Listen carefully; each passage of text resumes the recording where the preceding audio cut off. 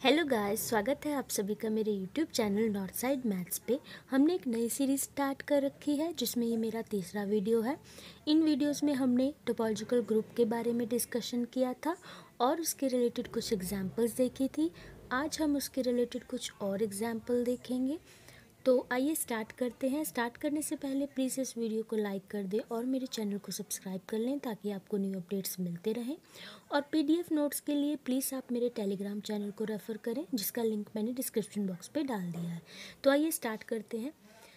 Example क्या है? Show that R N is a topological group with respect to addition. हमने Euclidean space R N को क्या prove करना है? टोपोलॉजिकल ग्रुप प्रूव करना है with respect to addition operation. ठीक है, तो हमें पता है कि जो आर एन है वो क्या होता है? वो ग्रुप होता है अंडर एडिशन। ठीक है, टोपोलॉजिकल ग्रुप क्या होता है इसकी डिस्कशन हमने पिछले वीडियोस में बहुत अच्छे से की हुई है। टोपोलॉजिकल ग्रुप क्या होता है? टोपोलॉजिकल ग्रुप वो होता है जो कुछ प्रॉपर्टीज़ को फॉलो करता है। कौन कौन सी प्रॉपर्टी? फर्स्ट ऑफ ऑल वो एक ग्रुप होना चाहिए। सेकेंड थिंग, वो एक टोपोलॉजिकल स्पेस होना चाहिए। थर्ड, कि जो mapping G cross G to G होती है such that X comma Y map करता है एक्स डॉट वाई को, वो क्या होना चाहिए? कंटिन्यूस होना चाहिए। और फोर्थ प्रॉपर्टी क्या है कि जो मैपिंग जी टू जी होती है सच दैट एक्स इनवर्स पे मैप करता है वो भी कंटिन्यूस होनी चाहिए। ठीक है, तो आइए इसे प्रूव करते हैं। It is known that R N is equals to X one X two X N where X I belongs to R is a group under addition of vectors defined by x plus y is equals to x1 x2 xn plus y1 y2 yn which is equals to x1 plus y1 comma x2 plus y2 so on up to xn plus yn। हमें ये बात पता है कि जो are N होता है ना, जिसके एलिमेंट्स कैसे होते हैं? एन टपल की फॉर्म में होते हैं। वेयर ईच, हर एक एंट्री किसके कहाँ किसको बिलोंग करती है? आर को। ठीक है, ये चीज़ें ग्रुप होती है अंडर एडिशन। तो एडिशन कैसे डिफाइन होती है? एडिशन कंपोनेंट वाइज डिफाइन होती है। ठीक है, मान लो कि यहाँ x1 x2 xn है और यहाँ y1 y2 n, तो ये कैसे ऐड होंगे? x1 y1 में ऐड हो जाएगा, ये पहला एलिमेंट होगा x प्लस वाई का। x2 y2 में ऐड हो जाएगा, ये दूसरा एलिमेंट होगा, एंड सो ऑन। ठीक है, अब मान लो हमारे पास रियल लाइन पे ना कोई इंटरवल है -n to n। जैसे n की वैल्यू 1 पुट कर दो तो इंटरवल क्या बन जाएगा? -1 to 1। ठीक है, तो ये एक इंटरवल है। यहाँ पर क्या हो रहा है कि जो एन टपल है आर एन है वो मैप कर रहा है एक सिंगल वैल्यू R1 पे। ठीक है, अगर हम एन को 2 ले लें, मतलब कि यहाँ आई एन क्या है हमारे पास? ओपन सेट्स इंटरवल्स हैं। अगर हम एन को 2 ले लें तो ओपन सेट्स क्या होंगे हमारे पास? ओपन डिस्क्स होंगे। ठीक है, और अगर आर एन को एन इज इक्वल टू 3 हम ले लें तो वो क्या बन जाएगा? वो स्फीयर बन जाएगा S2। ठीक है, अगर एन 4 ले लें तो वो S3 स्फीयर बन जाएगा। अगर 5 ले लें तो वो S4 स्फीयर बन जाएगा। और अगर हम एन को R पुट कर दें तो SR-1 स्फीयर बन जाएंगी। ठीक है, तो ये बेसिकली एक वे है कि हम दिखा सकते हैं कि ओपन सेट्स कैसे होंगे उसमें। ठीक है, it is also known that Rn is a topological space with open sets as open spheres in n dimension। तो हमें ये भी बात पता है कि जो Rn होता है वो एक टोपोलॉजिकल स्पेस होता है जिसमें ओपन सेट्स क्या होते हैं? ओपन स्फीयर्स होते हैं, जैसे हमने डिस्कस किया अभी। ठीक है, और वो n डायमेंशंस में होते हैं। Hence Rn is both group and topological space. तो इसी के साथ क्या प्रूफ हो गया कि Rn एक ग्रुप भी है और एक टोपोलॉजिकल स्पेस भी है। अब सिर्फ हमने मैपिंग कंटिन्यूस प्रूफ करनी है। तो मोर ओवर जो मैप है Rn cross n to Rn, अब इसमें जी हमारा क्या है? Rn है ना, तो मैपिंग कहाँ से कहाँ तक होगी? Rn cross Rn to Rn। तो Rn क्रॉस Rn से अगर हम मैप ले रहे हैं तो वो कैसा होगा? वो देखो एक्स वाई मैप करेगा एक्स प्लस वाई को। अब इधर प्लस क्यों लगा? डॉट क्यों नहीं लगा? मल्टीप्लाई क्यों नहीं लगा? क्योंकि मल्टीप्लाई के with respect to Rn group ही नहीं होता। ठीक है, ऑपरेशन तो हमारा एडिशन है, तो इस करके जो एक्स वाई मैपिंग है वो एक्स प्लस वाई को मैप करेगी। हमें इसे कंटिन्यूस प्रूफ करना है। ठीक है, तो ये जो मैपिंग है ये कंटिन्यूस होगी। क्यों होगी? As the components of X plus Y are polynomials in entries of X and Y. तो एक्स प्लस वाई बेसिकली क्या है? एक पॉलिनोमियल ही है ना। ठीक है, और किसकी एंट्रीज का पॉलिनोमियल है, Rn की ही एंट्रीज का पॉलिनोमियल है। और हमें पता है पॉलिनोमियल मैप हमेशा, जो पॉलिनोमियल थिंग होता है वो हमेशा कंटिन्यूअस होता है, तो इसी करके ये मैपिंग कंटिन्यूअस है, ठीक है। और दूसरा मैप जो था हमारा, जो इन्वर्स को मैप करता था, तो इसमें इन्वर्स क्या होगा, माइनस ऑफ एक्स, ठीक है, क्योंकि विद रिस्पेक्ट टू एडिशन हम शो कर रहे हैं। तो then map defined by X to minus X, ये क्या होगा, कंटिन्यूअस होगा। तो हमारी चारों चीज़ें प्रूफ हो गई, इसीलिए हम बोल सकते हैं कि जो हमारा Rn है वो क्या है, एक टोपोलॉजिकल ग्रुप है विद रिस्पेक्ट टू एडिशन, ठीक है। तो आइए आगे बढ़ते हैं, आगे स्टार्ट करते हैं हम एक नए टॉपिक से, जिसका नाम है फंडामेंटल सिस्टम ऑफ नेबरहुड्स, ठीक है। तो इसकी डेफिनेशन देखते हैं।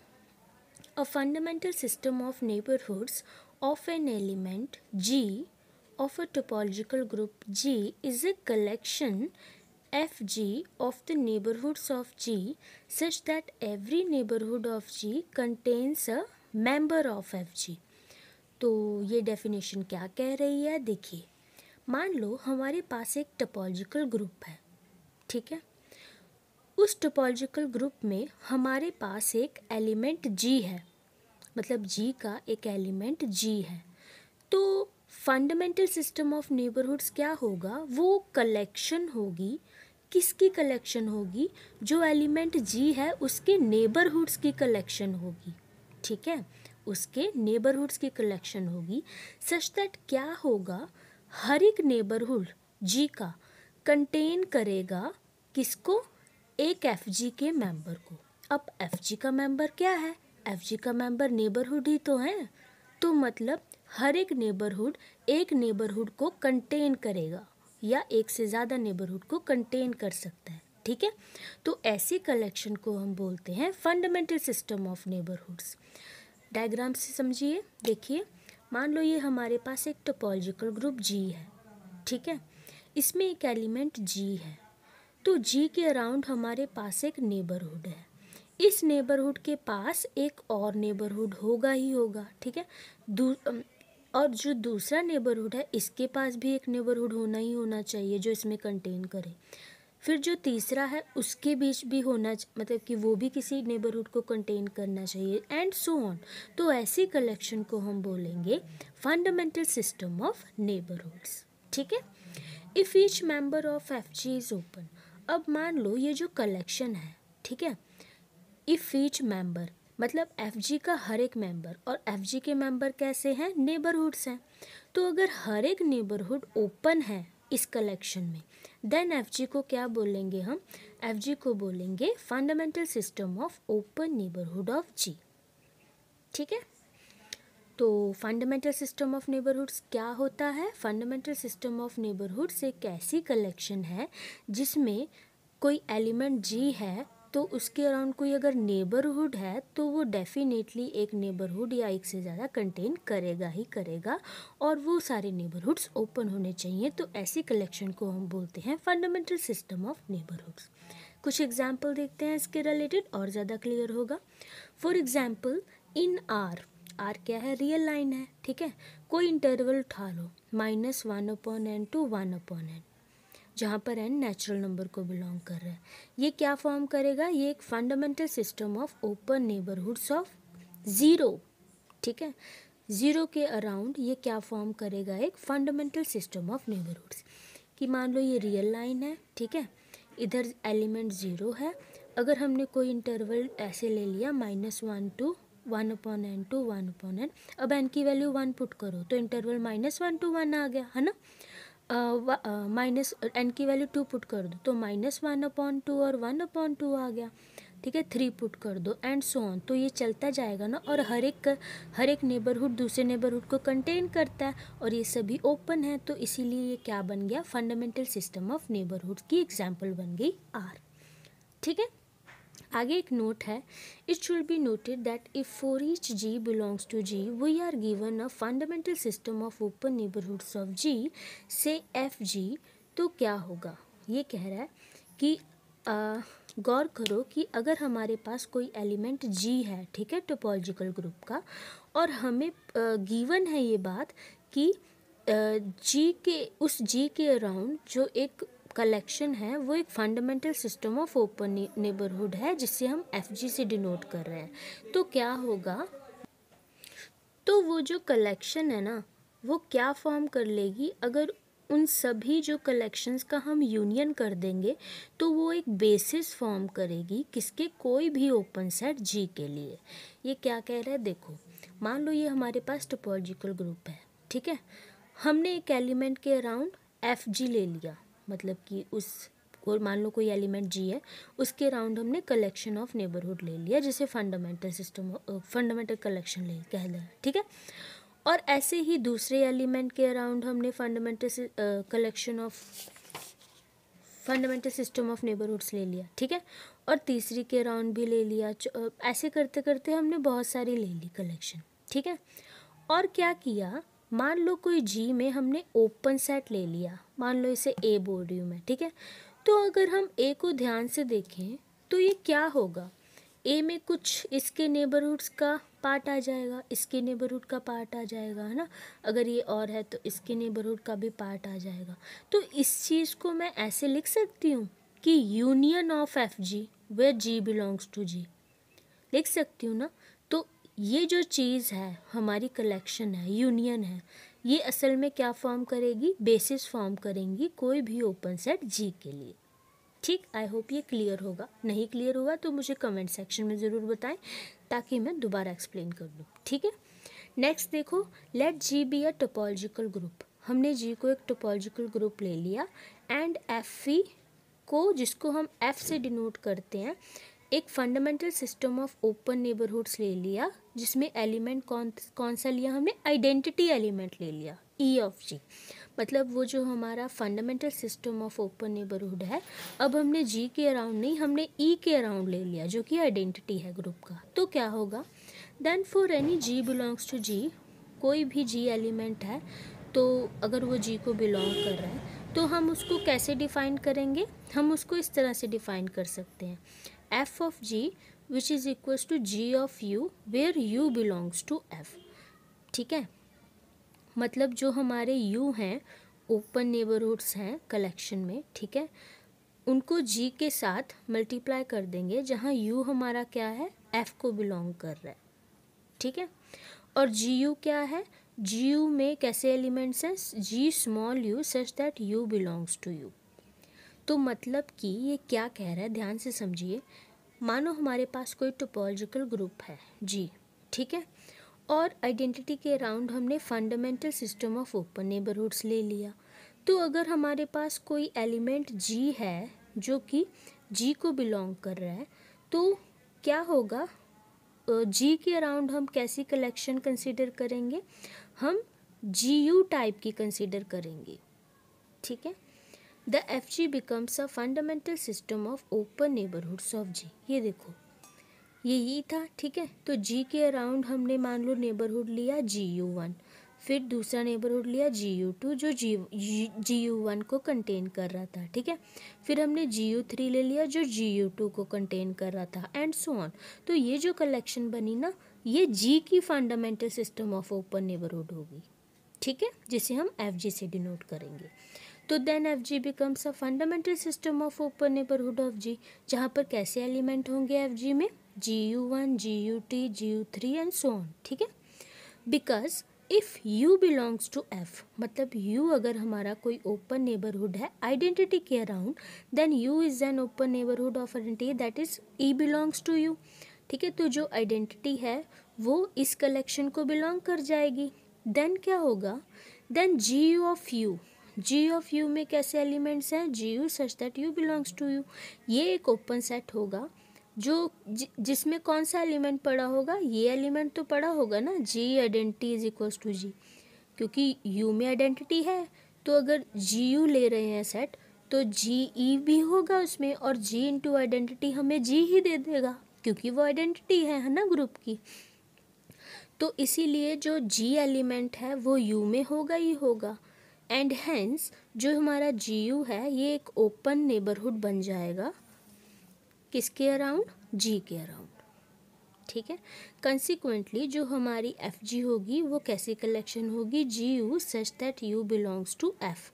ये वाला एफ क्या है, fundamental system of open neighbourhoods around E, ठीक है। और ये क्या है, fundamental system of open neighbourhoods around G. तो G U such that U belongs to F, और ये हमारी क्या होगी, एक fundamental system of open neighbourhoods of G होगी।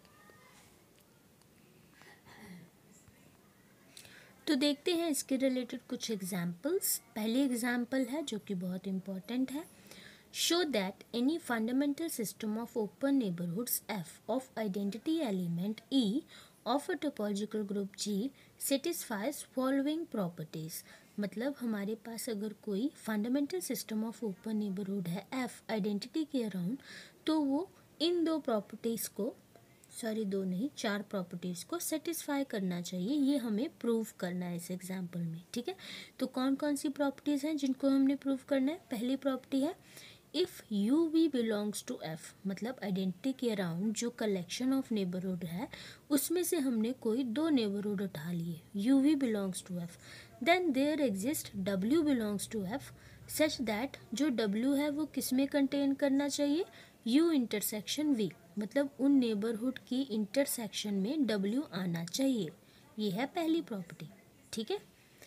देखिए ऐसे ऐसे कह रहा है ये, मान लो ये ई है, इसके अराउंड कुछ नेबरहुड है यू वी, ठीक है, दो ही बनाए हैं हमने ताकि समझ में आए।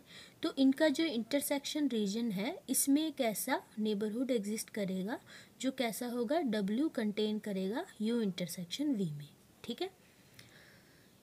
सेकेंड प्रॉपर्टी क्या कह रही है, सेकेंड प्रॉपर्टी कह रही है कि if A belongs to V which belongs to F, मतलब एफ में हमने एक ओपन नेबरहुड ले लिया, ठीक है, जिसमें कौन सा एलिमेंट पड़ा है, ए एलिमेंट पड़ा है, ये ई है, ई के अराउंड हमने एक ओपन नेबरहुड ले लिया वी, ठीक है, और इस वी में एक ए पड़ा है, then there exist small V belongs to F such that जो ए वी है वो कंटेन होगा यू में, ठीक है।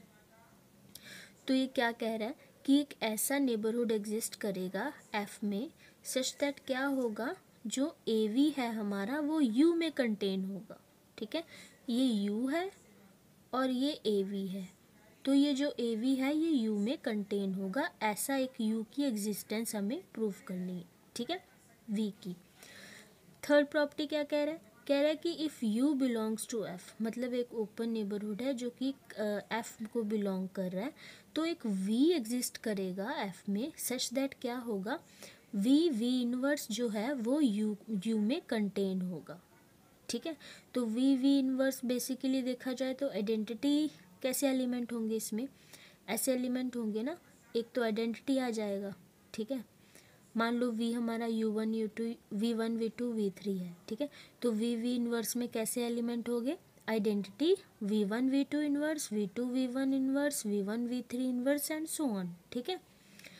तो ये अराउंड आइडेंटिटी हमने ले लिया, तो वी इनवर्स में कैसे एलिमेंट होंगे, v1 v2 इनवर्स, ये एग्जाम्पल के तौर में, सो जहाँ पर v1 v2 हमारा v को बिलोंग कर रहा है, तो ये हमने शो करनी है थर्ड प्रॉपर्टी। फोर्थ प्रॉपर्टी क्या है, for any u belongs to f and any element g of g there exists v belongs to f such that gv g inverse will be contained in u। तो अगर हमारे पास कोई u open neighbourhood है f में और एक element है g का g स्मॉल g जो कि g को बिलोंग कर रहा है, तो एक ऐसा ओपन नेबरहुड v एग्जिस्ट करेगा सच दैट क्या होगा, जो gv g इनवर्स है ना, ये भी एक नेबरहुड होगा, ये कंटेन होगा यू में, हमें ये प्रूव करना है, ठीक है। तो आइए इनको सभी को स्टेप बाय स्टेप प्रूव करते हैं। तो स्टार्ट करते हैं पहले प्रॉपर्टी से, जो कि क्या थी कि अगर यू वी बिलोंग कर रहा है एफ को, मतलब कोई दो ओपन नेबरहुड हैं वो एफ को बिलोंग कर रहे हैं, तो एक डब्ल्यू एग्जिस्ट करेगा सच दैट डब्ल्यू कंटेन करेगा यू इंटरसेक्शन वी में। तो कैसे प्रूव करेंगे, देखो फर्स्ट पार्ट प्रूव करने के लिए हमें ये बात पता है ना कि it is known that finite intersection of open set is open, मतलब अगर कुछ ओपन सेट्स हैं उनकी हम इंटरसेक्शन ले लें तो वो भी ओपन होती है, एक थ्योरम है, ठीक है। देयरफॉर अगर हमारे पास कोई दो ओपन नेबरहुड्स हैं यू वी जो कि एफ क्या है, मैं रिपीट कर रही हूँ again, this is a collection of open neighbourhoods around identity, जो कि ओपन है, ठीक है। तो अगर कोई दो नेबरहुड एफ को बिलोंग कर रहे हैं, that is U and V are open neighbourhoods around identity, then उनका इंटरसेक्शन भी तो ओपन होगा इसी बात से, ठीक है। एंड वो आइडेंटिटी को भी कंटेन करेगा ना, क्योंकि इंटरसेक्शन में आइडेंटिटी तो आ ही जाएगा। देयरफॉर जो यू इंटरसेक्शन वी है वो एक ओपन नेबरहुड अराउंड ई बन जाएगा ना, है ना, ठीक है। इज़ दैट जो हमारा इंटरसेक्शन है यू इंटरसेक्शन वी, वो इस कलेक्शन को बिलोंग कर गया, ठीक है। तो by definition of fundamental system of open neighbourhoods, fundamental system of open neighbourhoods की डेफिनेशन के अकॉर्डिंग क्या बात थी, यही थी ना कि हर एक नेबरहुड दूसरे नेबरहुड को कंटेन करेगा। तो अगर यू इंटरसेक्शन वी हमारे पास एक ओपन नेबरहुड है तो इसमें ज़रूरी ही एक आधा ओपन नेबरहुड तो होगा ही होगा, ठीक है। तो हमारे पास एक ऐसा W एग्जिस्ट करेगा कलेक्शन ऑफ फैमिली में, सच दैट वो किस में कंटेन होगा, यू इंटरसेक्शन वी में, और ये डायरेक्टली फॉलो करेगा by definition of fundamental system only, ठीक है। सेकंड प्रॉपर्टी क्या है, सेकंड प्रॉपर्टी थी कि अगर हमारे पास कोई एक ओपन नेबरहुड यू है एफ में और हमारे पास एक वी ओपन नेबरहुड है एफ में और वी में एक एलिमेंट है ए, तो हमारा ए वी जो है वो कंटेन करेगा यू में, ठीक है। हमें ये बात प्रूव करनी है, तो कैसे करेंगे, it is given that A belongs to U, ठीक है, ये हमें गिवन है। तो सॉरी, जो ए है वो यू में है, ठीक है, वी में नहीं। तो then define A inverse U, हम ए इनवर्स यू को डिफाइन करेंगे जिसमें कैसे एलिमेंट्स होंगे, A inverse small U such that small U belongs to U, this set contains identity, ठीक है। Identity is equals to A inverse A, identity को हम ऐसे लिख सकते हैं इनवर्स ए। अब देखो, since U belongs to collection F, that is U is open neighbourhood around identity, therefore जो हमारा ए इनवर्स यू होगा ये भी एक ओपन नेबरहुड अराउंड आइडेंटिटी होगा। क्यों होगा, देखो, क्योंकि वही बात आ गई कि अगर हम उसको इंटरसेक्शन करेंगे उनका, ठीक है, तो इंटरसेक्शन में तो आइडेंटिटी आ जाएगा ना, और ए इनवर्स यू में आइडेंटिटी पड़ा है, तो आइडेंटिटी को मैं ए इनवर्स से लिख सकती हूँ ना, ठीक है। तो ये ए इनवर्स यू का ही एलिमेंट हो गया, तो इसीलिए हम बोल रहे हैं कि जो आइडेंटिटी है वो इस सेट में बिलोंग करेगी, ठीक है। तो आइडेंटिटी इसमें कंटेन कर रही है, तो ए इनवर्स यू भी एक ओपन नेबरहुड अराउंड ई हो गया, ठीक है, और ये आइडेंटिटी को भी कंटेन कर रहा है। तो जो ए इनवर्स यू है वो कलेक्शन को बिलोंग कर गया ना अराउंड आइडेंटिटी, क्योंकि ये आइडेंटिटी के अराउंड नेबरहुड आ गया एक। सो देयरफॉर बाय डेफिनेशन वही fundamental system of open neighbourhood की डेफिनेशन यही कहती है कि हर एक जो ओपन नेबरहुड है वो दूसरे ओपन नेबरहुड को कंटेन करेगा। तो इसीलिए हम बोल रहे हैं कि हमारे पास एक ऐसा ओपन नेबरहुड वी एग्जिस्ट करेगा कलेक्शन में, सच दैट तो जो वी है वो कंटेन होगा ए इनवर्स यू में, ये भी एक ओपन नेबरहुड है, ठीक है, और उसमें कंटेन कराने के लिए हमने वी ले लिया। तो इसी से हम डायरेक्टली बोल रहे हैं कि जो अगर ए को हम प्री मल्टीप्लाई कर दे बोथ साइड्स, तो ए वी जो है हमारा वो कंटेन कर जाएगा यू में, इसी से हमारी सेकंड प्रॉपर्टी हो गई, ठीक है। जो थर्ड फोर्थ प्रॉपर्टी है वो हम नेक्स्ट वीडियो में अपलोड करेंगे, क्योंकि ये वीडियो बहुत ही लंबा जा रहा है, ठीक। आई होप आपको चीज़ें समझ आई होंगी। तो अगर फिर भी कोई डाउट हुआ तो प्लीज़ मुझे कमेंट करके ज़रूर बताएं, और प्लीज़ मेरे वीडियोस को देखते रहें, लाइक करें ज़्यादा से ज़्यादा, और अगर आप इस चैनल को पहली बार विज़िट कर रहे हैं तो प्लीज़ मेरे चैनल को सब्सक्राइब कर लें। Thank you for watching, see you in next video.